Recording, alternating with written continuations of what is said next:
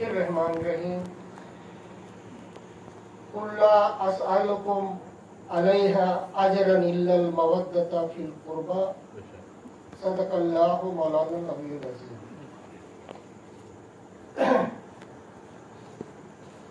اللہم صلی علی محمد وآل محمد وعجل فرجہم۔ اللہ رب العزت قرآن مقدس میں اہل بیت پاک کی اور خاص طور سے بنو ہاشم نے جب جن مقدس ہستیوں کو مخصوص کیا، اللہ رب العزت نے اس کا تذکرہ ہے اور ان کی محبت کو لازم اور ملزوم قرار دیا گیا امت محمدیہ صلی اللہ علیہ وسلم پر، جو سفر صحابہ اکرام رضی اللہ تعالی عنہ اجمعین اور ازواج مطہرات مقدسہ رضی اللہ تعالی عنہ سے لاگو ہو کر یوم قیامت تک یہ سفر جاری اور ساری ہے۔ اس بات کو اچھی طرح ہمیں دھیان کرنا چاہیے کہ کیا اللہ رب العزت ایسی کسی محبت یا مودت کو لازم اور ملزوم کرتا ہے جس کا تعلق صرف نسب سے ہو، یا اس کے لیے کوئی اور دائمی دلائل یا کچھ اور انفرادیت کے طور پر ان سے اللہ توقع یا امید رکھتا ہے؟ اللہ رب العزت نے بنو آدم کو مخاطب کرتے ہوئے قرآن مقدس میں ارشاد فرماتا ہے کہ میں نے بنو آدم کو قبیلوں میں اس کی رہائش کو منتقل کیا، ان سے نسلیں چلائی۔ تمہارا اعزاز یہ نہیں ہے کہ تم کس کے بچے ہو، میرے نزدیک وہ لوگ قابل عزت اور تکریم ہیں جو میرے نزدیک تقوی گزار ہیں۔ یہ الگ بات ہے کہ اللہ رب العزت کا خاص فضل اس نسل آدم پر ہوتا رہا جس طرف نور محمدی صلی اللہ علیہ وسلم کا گزر ہوتا رہا، اور وہ اس دور میں کیریکٹر میں، سیرت میں جس بھی آئینے اور دلیل کے تحت، وصول قرآن کے تحت، وصول حدیث کے تحت آپ اس چیز کا احاطہ کریں گے تو روئے زمین پر حضور صلی اللہ علیہ وسلم کی آمد سے پہلے حضرت عبداللہ سے لے کر حضرت اسماعیل علیہ السلام تک جو ایک چھپا ہوا دور ہے، اس میں جتنے قابل احترام شخصیتیں ہوئیں، جن نسب سے حضور صلی اللہ علیہ وسلم کے نور کی آمد ہوئی، ان کی مائیں اور ان کے والد کو اللہ نے ہر عیب سے بچا کے رکھا تھا، اور اس وقت عبادت گزاروں میں، سجدہ گزاروں میں وہ سر فہرست ہوا کرتے تھے۔ یہی وجہ ہے کہ حضرت عائشہ صدیقہ رضی اللہ تعالی عنہا فرماتی ہیں کہ ایک بار حضور صلی اللہ علیہ وسلم کے بارگاہ عالیہ میں حضرت جبرائیل علیہ السلام تشریف لے آتے ہیں اور فرماتے ہیں کہ میں نے پورب سے پشچم تک، شمال سے جنوب ساری نسلوں کو جانچا پرکھا اور یہ پایا کہ یہ خاندان جو بنو ہاشم ہے، اس سے بہتر خاندان مجھے روئے زمین پر اور کوئی نظر نہیں آیا۔ تو ایک بات تو یہ طے ہو گئی کہ حضور صلی اللہ علیہ وسلم کا نسب عالی، آپ کے آبا و اجداد اعلیٰ، یہ تمام چیزیں جس پر امت اسلام کا اکثریت اس بات کو قبول کرتی ہے کہ ہاں ایسا ہی ہے، لیکن جب حضور صلی اللہ علیہ وسلم کا وہ قول مبارک جس میں آپ صلی اللہ علیہ وسلم نے فرمایا کہ انا و علی من نور واحد، میں اور علی ایک نور سے، اب بات یہاں آ کر جو بڑے بڑے لوگ ہوئے اس میں لوگوں میں اختلاف پیدا ہوا کہ جہاں پر حضرت علی کے والد حضرت ابو طالب علیہ السلام کے بارے میں اختلاف پیدا کیے جانے کی ایک سازش شروع ہوئی جو باقاعدہ حکومت کے ذریعے اس دور میں شروع ہوا. یہاں تک کہ کتابوں میں آتا ہے کہ ایک دور وہ تھا کہ مکے کے اندر خطبہ جو پڑھا جاتا تھا اس میں جو نام شخصیات کا لیا جاتا تھا اس میں بھی حضرت ابو طالب کا نام درج تھا. اس روایت کو علامہ دہلان مکی رحمت اللہ علیہ اپنی کتب میں درج کرتے ہیں اور اسی کو پیشرو رکھتے ہوئے وہ حضرت ابو طالب کے ایمان کے قائل تھے اور اسی چیز کو آگے اہل سنت کے گروہ نے مضبوطی سے تھامے رکھا اور حضرت ابو طالب کی ایمان پر وہ دلائل پیش کرتے رہے. لیکن آگے کچھ ایسا ہوا کہ جس میں کچھ کتابیں ایسی آئیں جو اس روایت کو لیا گیا جو کثرت سے جو یہ لوگ بیان کرتے ہیں بخاری اور مسلم کے حوالے سے، لیکن مکمل روایت وہ بھی سامنے نہیں آتی. جبکہ سیاستہ میں اور بھی کتابیں موجود ہیں اس میں باقاعدہ ڈکلیئر ہے کہ حضرت ابو طالب کا شمار صحابہ کرام رضی اللہ تعالیٰ عنہ کے درجے میں ہوتا تھا اور وہ ایمان والے تھے. لہذا یہ بات عقل کو تھوڑا سا، ہم مسلمان ہیں، ہماری عقیدت خاندان نبوت سے جڑی ہے، ہمیں یہ مان لینا چاہیے کہ اگر امام حسنین کریمین علیہ السلام و اجمعین کا نانا امام الانبیاء ہے تو دادا تو کم سے کم مسلمان ہے ہی ہے. اس سے الگ ہٹ کر اگر ہم سوچتے ہیں تو یہ حضرت ابو طالب پر حملہ نہیں، امام حسنین کریمین کی عصمت اور طہارت پر حملہ ہے.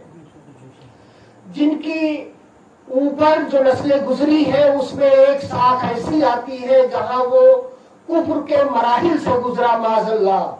لہذا یہ بات قطعی طور پر قبول نہیں کی جا سکتی، اس لیے کہ اللہ نے آیت نازل کر کے آیت تطہیر کو نازل کر کے یہ دلیل موجود دے دی کہ آپ کے پاس ایسا کوئی سوال نہیں ہے کہ جو انبیاء علیہ السلام کے بعد کوئی جماعت خطا سے دور ہے، پاکی اور طہارت پر قائم ہے، جس میں وہ 4 نفوس قدسیہ مولا علی خاتون جنت امام حسنین کریمین کی ذات اعلیٰ ہے.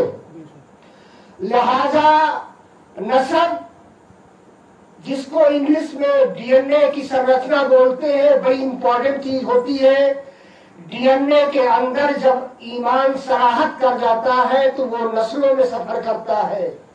جب تک ڈی این اے میں ایمان صراحت نہیں کرتا تو وہ سفر اسی تک محدود رہتا ہے جس تک وہ بصارت پہنچی ہے. لیکن جب یہ سفر ڈی این اے میں ٹرانسفر ہو جاتا ہے تو اس میں پھر نسلیں سفر کرتی ہیں.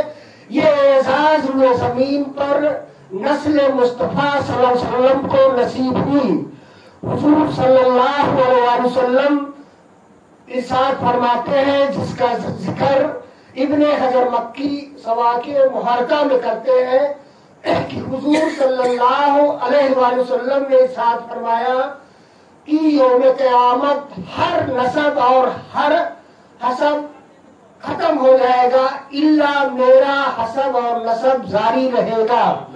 دوسری جگہ پر ابن حجر مکی ارشاد فرماتے ہیں کہ اللہ نے ہر نبی کی ذریت کو اس کے پس سے پیدا فرمائی، میری ذریت کو علی ابن ابی طالب کے ذریت سے.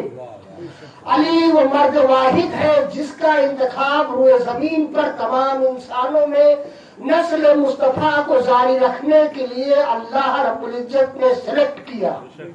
اس لیے کہ سارے ائمہ اہل بیت حضور صلی اللہ علیہ وسلم کی آل، مولا علی ایک ایسی شخصیت ہے جو انفرادیت پر متحمل ہے، جس کو مولا کائنات نے فتح کر کے حاصل کیا.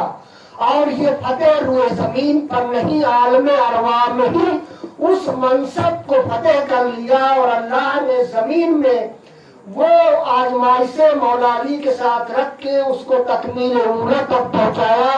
اور حضور صلی اللہ علیہ وسلم نے اس مقام کو جو اب تک چھپا ہوا آ رہا تھا ایک دن آیا جو سفر کرتے کرتے 18 ذوالحجہ کو پہنچا اور یوم غدیر زمان رسالت اللہ رب العزت کا پیغام آیا اور زمان رسالت گویا ہوئی من کنت مولا فہذا علی المولا. اے لوگوں یہ جان لو جیسا مجھے مولا تسلیم کرتے ہو اسی طرح سے تم پر لازم ہے کہ تم علی کو اپنا مولا تسلیم کر لو. نعرہ تکبیر، نعرہ رسالت، نعرہ حیدری. اللہم صلی علی محمد وآل محمد وعجل فرجہ. مولا آپ حضور صلی اللہ علیہ وسلم کو کس طریقے سے مولا مانگتے ہیں؟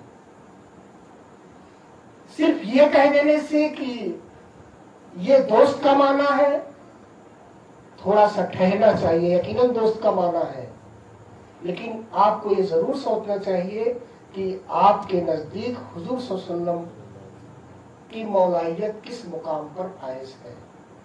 اور وہاں ڈکلیریشن جو ہو رہا ہے وہ حضور صلی اللہ علیہ وسلم اپنی طرف اشارہ کر کے اور مولا علی کا نام ہی نہیں لیا بلکہ آپ کے ہاتھ کو بلند کر کے شناخت پہلے سے چلی آ رہی. علی کی پہچان کئی بار کرائی گئی، جنگ کے میدان میں، جنگ خندق میں، جنگ بدر میں، جنگ احد میں، خیبر کی واپسی میں، تمام مراحل میں، لیکن اللہ نے ایسا اہتمام کسی اعلان کے لیے نہیں کیا جیسا اہتمام یوم غدیر مولا علی کی ولایت کے لیے کیا. وہ مجمع کثیر جس میں منیمم تعداد کم سے کم 40,000 کی آئی ہے، جبکہ روایتوں میں لاکھ تک کا ذکر ہے کہ اتنے لوگ اس دن موجود تھے. اور یہ سب نے اقرار کیا کہ ہاں مولا علی آج سے ہمارے ولی ہیں، ہمارے مولا ہیں. ابو بکر صدیق رضی اللہ عنہ ہو، عمر فاروق رضی اللہ عنہ ہو، عثمان غنی رضی اللہ تعالیٰ عنہ ہو، عشرہ مبشرہ کے جتنے صحابہ کرام ہیں سب تشریف فرما ہے، سب کا اقرار ہے. مولا کائنات نے جنگ جمل میں حضرت طلحہ کے سامنے اسی کو دلیل مان کے آپ نے ان سے بات چیت کی، جس کے سبب میں حضرت طلحہ جنگ میں سرنڈر ہوئے اور انہوں نے جنگ کرنا روکا. آپ یہ سمجھ لیجئے کہ یہ وہ دور ہے کہ ابھی وہ سفر جاری ہے. ابھی 25 سال کا سفر گزرا تھا حضور صلی اللہ علیہ وسلم کو اس دور سے گزرے، لیکن تمام پیغامات بحیثیت ایک انسان کے جو تقاضا رکھتی ہے بھول ہونے کی، وہ انسانوں میں قائم ہے، وہ چیز ہے. چونکہ مولا علی اس چیز سے آزاد ہے. حضور صلی اللہ علیہ وسلم فرماتے ہیں کہ میری خاص دعا مولا علی کے لیے تھی کہ یا اللہ جو علی یاد کرے کبھی نہ بھولے.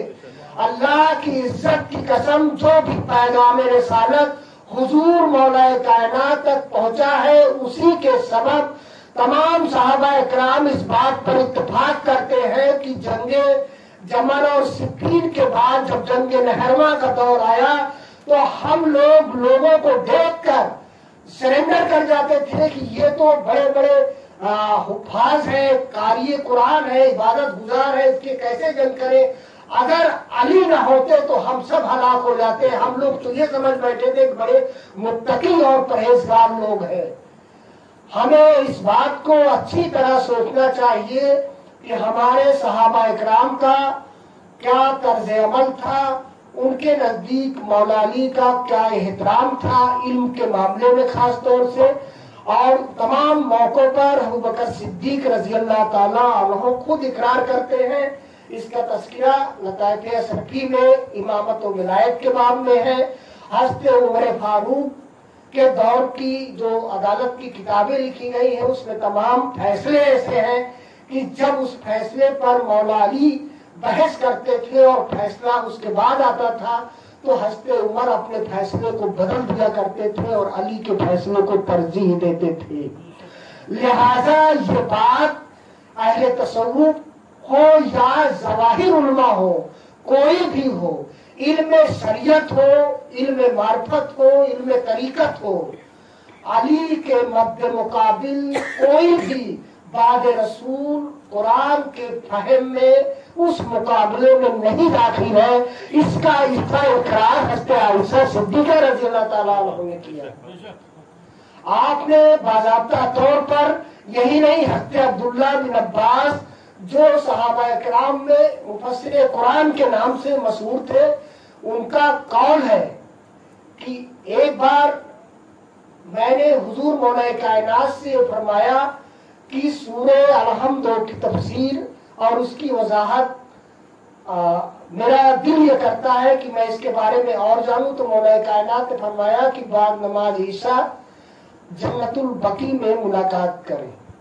जन्नतुल बकी में बाद नमाज ईशा हुजूर मौला कायनात से और हज़रत अब्दुल्ला बिन अब्बास से मुलाकात हुई और सूरे अलहम्द के मुताल्लिक गुफ्तगू जारी रही हत्ता कि सुबह फजर का वक्त हो गया।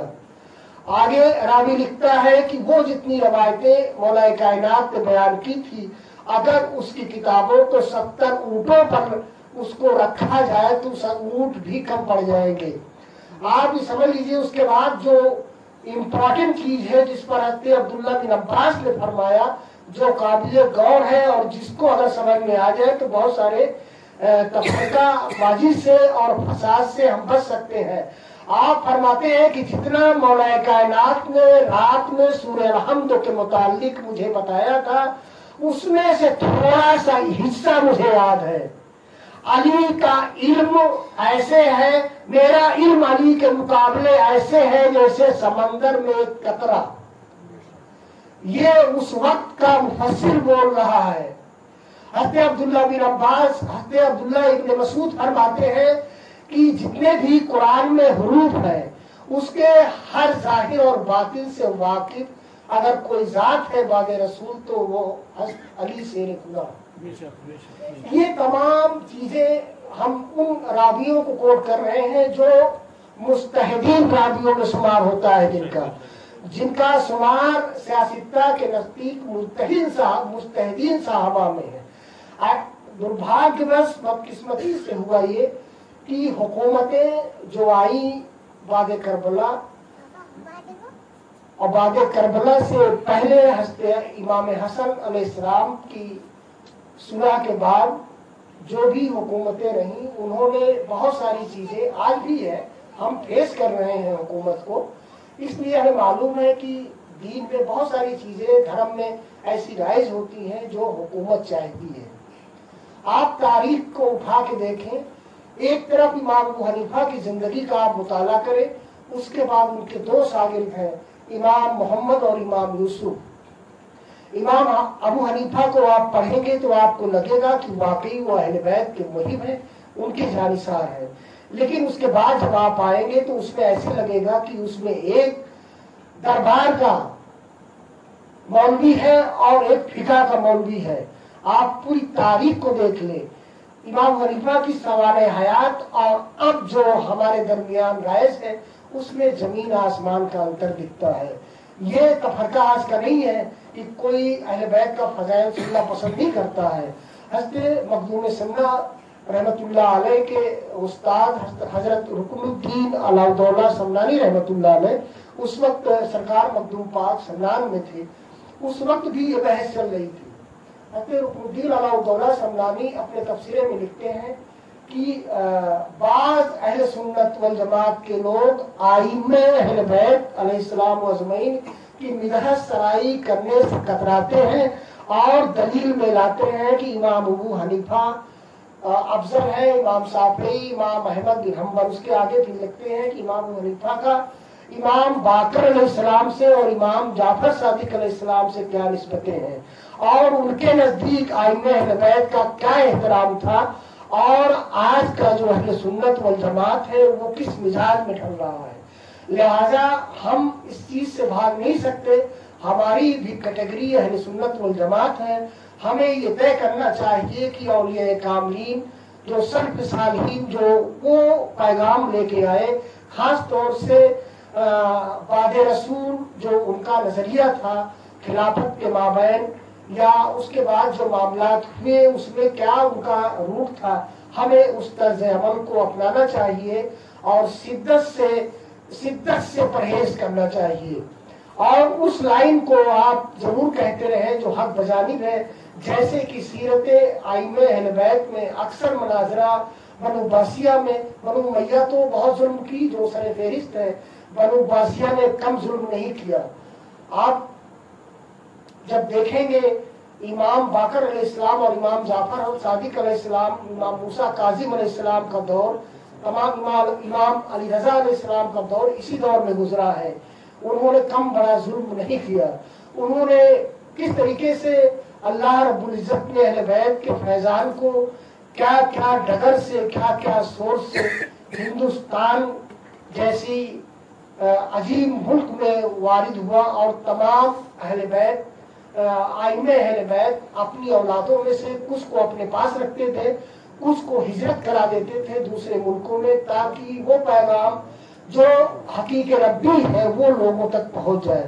بڑی مشکل اور بڑے سنگھرش اور بڑی قربانیوں کے بعد اس مشن کو یہاں تک لایا گیا ہے، لہذا خاص طور سے ان لوگوں کی بہت ذمہ داری بڑھ جاتی ہے جو اہل بیت کی وراثت کا اپنے کو عہد مانتے ہیں کہ میں ان کا وارث ہوں، تو یہ ذمہ داری زیادہ بڑھ جاتی ہے کہ اہل بیت اطہار اور ان نفوس قدسیہ کی جن کی محبت ہم پر لازم ہے، ان کا ڈیفنس اور ان کے فضائل کو کہاں تک ہم بیان کریں کہ جہاں تک وہ چیز ہمارے کسی تشیع یا گالی کی طرف نہ لے جائے، اور کسی چیز سے اولیاء کاملین نے پرہیز نہیں کیا ہے۔ سرکار مخدوم پاک نے صرف اتنا لکھا تھا، ایک رسالہ لکھا، اور آپ نے خلفائے راشدین میں لکھا تھا، اس میں آپ نے فضیلت کثیرہ مولا کائنات آپ نے زیادہ لکھ دی۔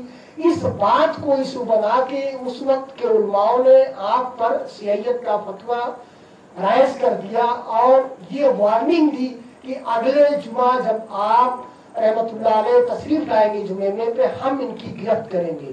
سرکار مخدوم پاک رحمت اللہ علیہ کے حضور میں جب یہ بات پہنچی تو آپ اس قدر بیزار ہوئے کہ لطائف اشرفی میں درج ہے کہ ایک ہفتے تک بارش برستی رہی، جب لگتا تھا طوفان نوح آ گیا ہے، کوئی مسجد جا ہی نہیں سکا ہے، اس قدر آپ بیزار تھے اتنے دنوں میں۔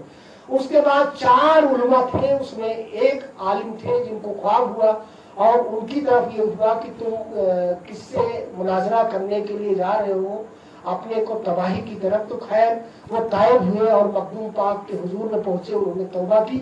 باقی تینوں کی نسلیں کہیں اتا پتہ نہیں ہے، کچھ دن تک تو وہ لولے اور لنگڑے کوڑھی بنے رہے، اس کے بعد اس نسل کا اتا پتہ نہیں ہے۔ ہمیں اس بات کا دھیان رکھنا چاہیے کہ جو بھی اہل بیت، جس نے بھی اہل بیت کے ساتھ شدت کی ہے، اس کی نسلیں زمین پر سرخرو نہیں ہے۔ امام حسین علیہ السلام نے آخری جب لوگ کوشش کرتے رہے کہ وہاں کے لوگ وفادار نہیں ہیں، آپ اس جنگ سے فیصلہ آپ بدل لیں، آپ اس طرف کا رخ نہ کریں، تو آخری خط ایک لائن کا حضرت مولا محمد بن علی محمد بن حنفیہ جن کو عرف عام میں کہتے ہیں، آپ نے صرف ایک سطر کا خط لکھا تھا، اور لکھا تھا کہ اے میرے بھائی محمد، جا کے بنو ہاشم کو میرا پیغام پہنچا دے کہ جو بھی میرے ساتھ آئے گا قتل ہو جائے گا، اور کوئی یہ گمان کر رہا ہے کہ میرے بعد وہ سرخرو رہے گا تو یہ اس کی بہت بڑی بھول ثابت ہوگی۔ تاریخ شاہد ہے کہ کربلا کا واقعہ گزر جانے کے بعد واقع ہوا جس میں یزید ملعون نے مکہ مدینہ منورہ پر حملہ کیا اور غالباً 700 صحابہ اکرام کو قتل کیا، اور 3 دن تک مسجد نبوی میں گھوڑے باندھے گئے، وہاں کے تمام خواتین اور تمام چیزوں پر ان عمراؤں کو اختیار حاصل ہو گیا کہ وہ کسی کے ساتھ کچھ بھی کر سکتے تھے۔ یہ چیز ہوئی۔ حضرت عبداللہ بن حنظلہ اسی باب میں آگے لکھتے ہیں کہ جب یہ معاملہ ہو رہا تھا اس وقت انہوں کی زبان سے نکلا کہ اگر اب بھی ہم یزید کے خلاف نہ نکلے تو ممکن ہے کہ آسمان سے ہم پر آگ کے گولے برسے۔ یہ اعتراف ہے ان لوگوں کا جن لوگوں نے امام حسین کے کلمات پر اور ان کے خطبے پر لبیک نہیں کہا، نتیجہ دیکھ لیا कि वो मस्जिद नबवी जो पाक दामनी के लिए मशहूर थी, वहां के नताइज क्या हुए। अगर इमाम हुसैन वहां रुक जाते तो आलम क्या होता। और आगे के लिए एक लाइन खींच गई कि जो स्टैंड इमाम हुसैन अलैहिस्सलाम ने लिया था वो हक जानिब था और उसी तरफ लोगों को आना चाहिए था। हम ये एतराफ करने के बजाय हम इस मनाजरे के लिए पड़े हैं कि उनका इक़दाम ये था, लोग मना कर रहे थे, आप क्यों गए। अरे आज तक ये बात समझ में नहीं आ रही है। ये बहुत बड़े अफसोस की बात है कि एक तरफ हम ये लिखते हैं, अल्लामा इकबाल जैसा मुफक्किर लिखता है, इंसान को बेदार तो हो लेने दो, हर कौम पुकारे कि हमारे हुसैन, इस्लाम के दामन में बस इसके सिवा क्या है, एक ज़र्ब यदुल्लाही, एक सजदे शब्बीरी। आज का उलमा, आज का इंसान ये बहस करता है कि आखिर इमाम हुसैन क्यों गए। कितनी अफसोस की बात है। आप गनीमत की रोटी खा के अपनी नस्लों को किस तरफ लेना चाहते हैं। अजीमत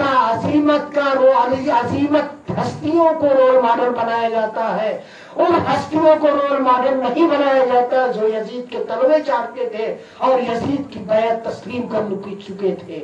हमें इस लाइन को खिलना पड़ेगा। आने वाला दौर आएगा कि जब ये मानोगे कि हाँ जो इमाम हुसैन का रोल था वही रहेगा, लेकिन वो हम नहीं समझा सकते। उसके लिए अल्लाह ने एक औलाद फातिमा को तैयार कर रखा है और वो भेजेगा, तब समझ में आएगा कि हाँ वाकई जो मौला अली की विलायत थी वो हक थी और जो इमाम हुसैन की अलगार थी वो हक थी और जो उनकी नस्लें पैगाम देती रही वो हक है। और अल्लाह ने उनको इनाम याफ्ता गिरोह रोज़े अज़ल से रखा और आज तक वो मकाम बुलंद की तरफ ही जा रहे हैं। आगे अल्लाह जितना चाहे उतना उनको बढ़ाएगा, उनके सदके जितना चाहो उतना आगे बढ़ जाओ। कोई इंसान सफर से रुक नहीं सकता। अहले बैत कभी किसी के सफर में आड़े नहीं आते। जितना आपका ज़र्फ है आप ले लो, आप जितना संभाल सकते हो आओ तो उस मैदान में। लोगों ने संभाला, यकीनन हुजूर सल्लल्लाहु अलैहि वसल्लम ने जितना दिया, जितना संभाल के रख पाए, अहले बैत का ज़र्फ जितना था उन्होंने किया, वो उनका ज़र्फ था।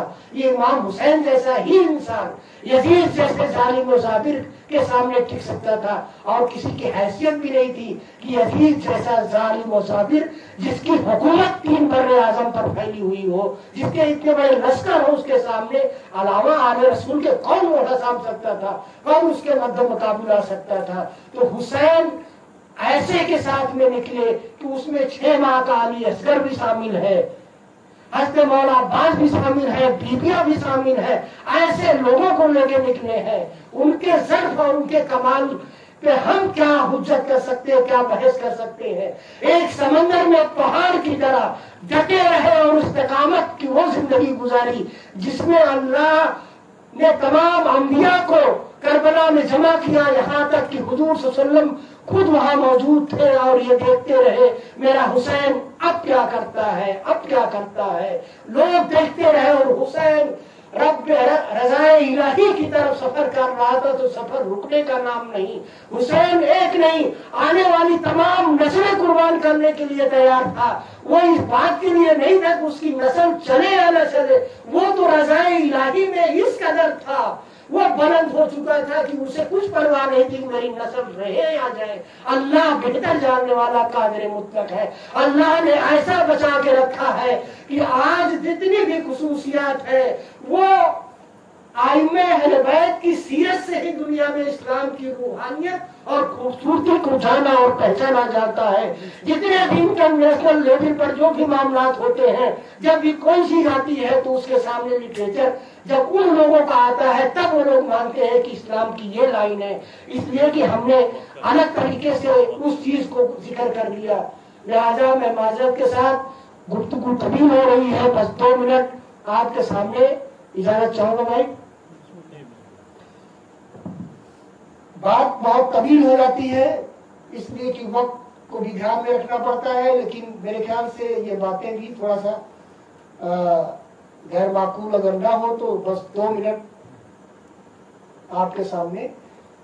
तो जिसमें वो चीज है कि अल्लाह रब्बुल इज्जत ने के हुक्म से हुजूर सल्लल्लाहु अलैहि वसल्लम ने एक तो मन कुंत मौला फहाजा अलीउल मौला, और दूसरी जो हमारी तरफ गुमराही से बचने के लिए आपने कौल इरशाद फरमाया, अना तारिकुम मुस्तक़िलन किताब अल्लाह व इतरती अहले बैती, और आपने जोर दिया 3 बार कहकर कि मेरी अहले बैत के साथ हुस्न सलूक